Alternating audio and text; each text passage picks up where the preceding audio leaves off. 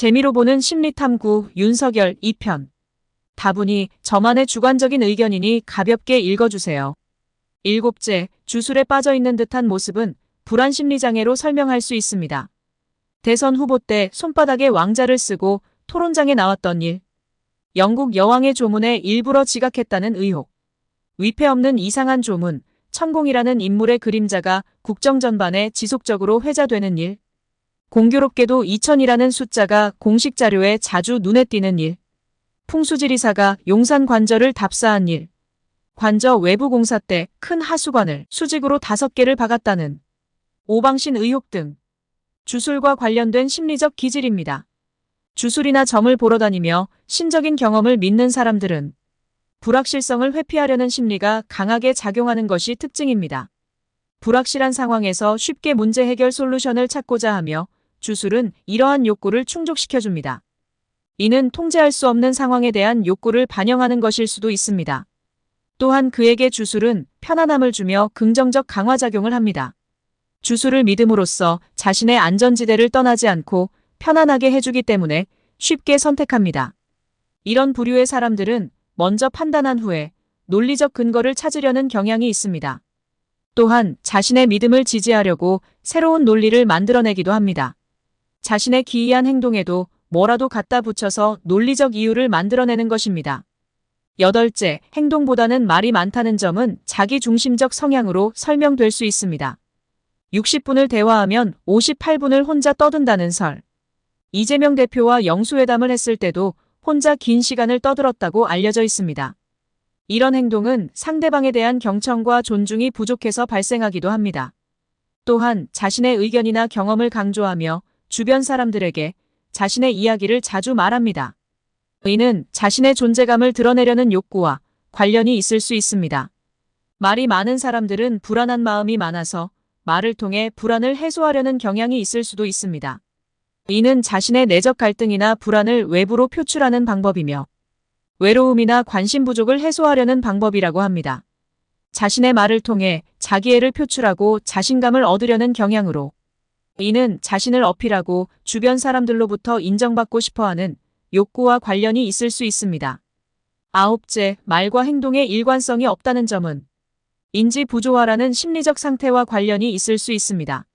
자유주의를 강조하며 동시에 표현의 자유와 언론을 통제하고 길들인다든지 이념이 최고의 가치라면서 공산전체주의를 공격했다가 금방 민생이 최고의 가치라고 말을 바꿉니다. R&D 예산을 삭감해놓고 다른 곳에서는 또 지원을 약속합니다. 말이 그때그때 달라지고 말 뒤집기, 말 바꾸기가 생활화되어 있는 듯한 모습을 보이기도 합니다. 어느 장단에 춤을 추는지 아마 자신도 잘 모를 수도 있습니다. 말과 행동에 일관성이 없는 사람들의 심리적 원인과 특징은 스트레스, 불안 또는 감정적 충동으로 인해 때때로 자신의 말과는 일치하지 않는 다른 행동을 할 수 있다는 것입니다. 인지부조화는 자신의 신념이나 가치, 행동 사이에 모순이 있을 때 발생하며 이로 인해 불편함을 느끼고 이를 해소하기 위해 태도나 행동을 변화시키려는 원인이기도 합니다.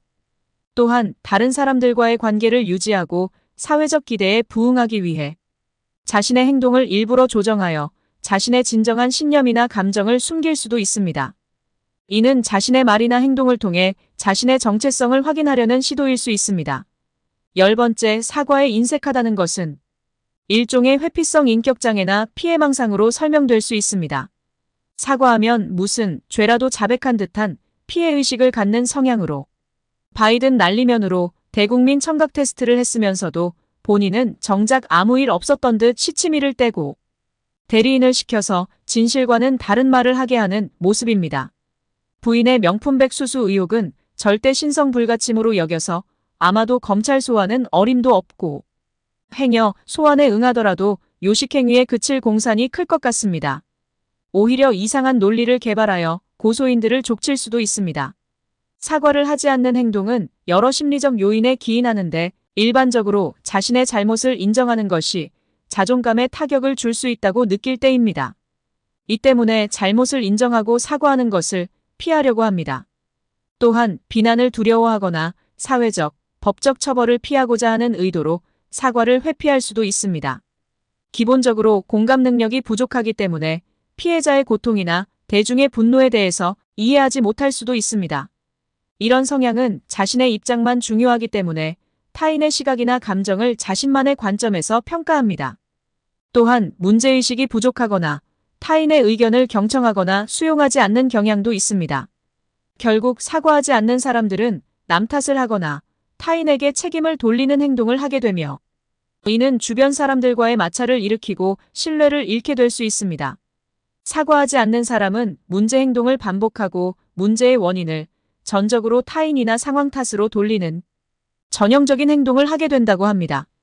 11번째, 입 벌고 입만 열면 구라라는 별명은 자기애적 장애로 설명할 수 있습니다. 사람에게 충성 안 한다는 말로 기사회생한 일, 검찰개혁하겠다고 다짐하고 총장 자리를 꿰찬 일도 같은 맥락일 수 있습니다. 거짓말을 잘하는 사람들은 일반적으로 자신의 실수나 부족함을 숨기기 위해 또는 상황을 모면하기 위해 거짓말을 사용합니다. 이는 죄책감을 회피하거나 자신을 더 긍정적으로 보이게 하려는 욕구에서 비롯될 수 있습니다. 종종 강한 자기애적 특성을 드러내어 자신을 타인보다 우월하다고 느끼게 합니다. 이런 부류는 공감 능력이 부족할 수 있어 타인의 감정이나 상황에 대한 이해가 부족할 수 있습니다. 게다가 거짓말의 배후에는 이득을 얻기 위한 동기가 있을 수 있으며 자신에게 유리한 결과를 얻거나 불리한 결과를 피하기 위한 수단일 수도 있습니다. 거짓말은 또한 사회적 기대에 부응하려는 압력이나 타인에게 좋은 인상을 주고자 하는 욕구로 인해 발생할 수도 있습니다.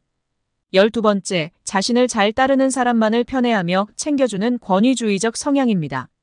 정권 출범 이후 인사참사라고 불리는 일들이 자주 발생했는데 여론의 시선은 아랑곳하지 않고 친구나 후배, 동창을 주요 보직에 임명한다든지 과거에 인연이 있던 사람들을 챙겨주는 형태로 나타납니다. 해병대원 사태에서도 볼 수 있듯이 굳이 임사단장을 지키려고 무리수를 둔 것도 이러한 성향과 관련이 있을 수 있습니다. 이런 성격은 자신의 권위를 유지하고 자신의 의견이나 가치를 강요하는 성향으로 이러한 차별적인 행동은 종종 불안이나 두려움, 불확실성에 대한 반응으로 볼 수도 있습니다.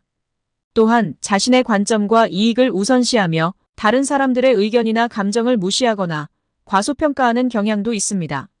반대로 자신의 능력이나 가치에 대한 과대평가로 나타나기도 합니다. 심리적 기제로서 때때로 방어적인 태도를 보이는데 자신의 의견이나 행동을 비판하거나 도전하는 사람들을 위협으로 느끼고 공격적인 행동이나 반응을 할 가능성도 있습니다.